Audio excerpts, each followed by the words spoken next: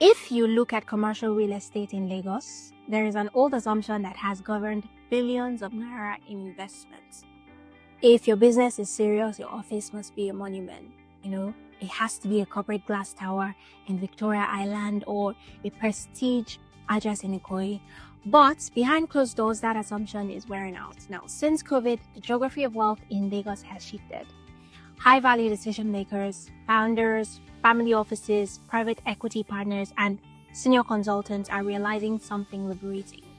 They don't need to suffer that daily traffic from the mainland to the island to prove that they are successful. They don't want an ego-driven monument anymore. They want an instrument, something private, something ultra-efficient, highly serviced, and crucially close to where they actually live. Now, today I want to take you inside an actual asset brief for a property that we are analyzing now. This is Encounter House in Magodo. Right now, if you drive past it, it looks like a conventional commercial block. Most people wouldn't even think twice about it, but today I'm going to break down why an underperforming asset like this in a location like this is actually one of the smartest commercial real estate plays on the mainland.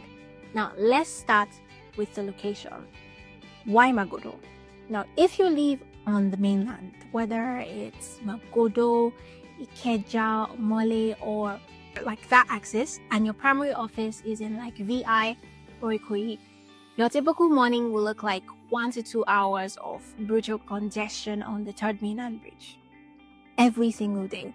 And then for years, people just accepted that as the tax for doing business. But the data shows a structural shift.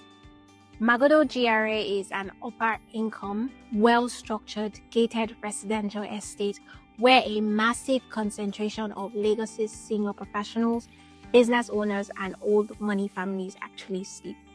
Over the years, the commercial corridor has quietly matured here.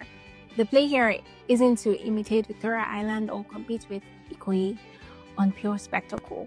The play is simple: to offer efficiency, absolute discretion, and proximity to where the decision makers already are. So let's pull up the actual numbers on this asset. Now, Encounter House sits on a plot of roughly 750 to 850 square meters with a total gross floor area of approximately 1,000 to 1,200 square meters distributed across multiple levels. Before we look inside, let's look at this front setback. It accommodates about 8 to 10 vehicles in a private space. Now, in a suburban estate, parking is the absolute first operational point of failure. If your high net worth clients can't park cars safely, your lease is effectively worthless.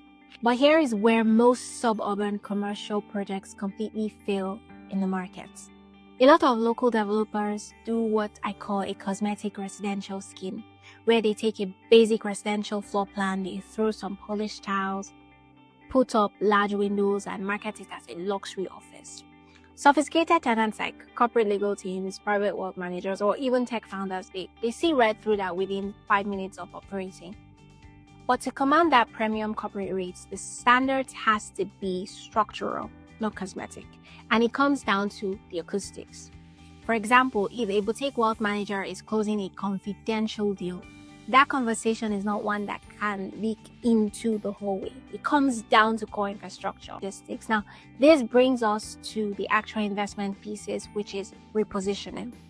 If you take a conventional commercial property in this corridor and lease it out as into generic retail or low-tier tenants, you're looking at standard market rates, somewhere around 120,000 to 150,000 naira per square meter per year. But look at the financial delta when you genuinely reposition the assets.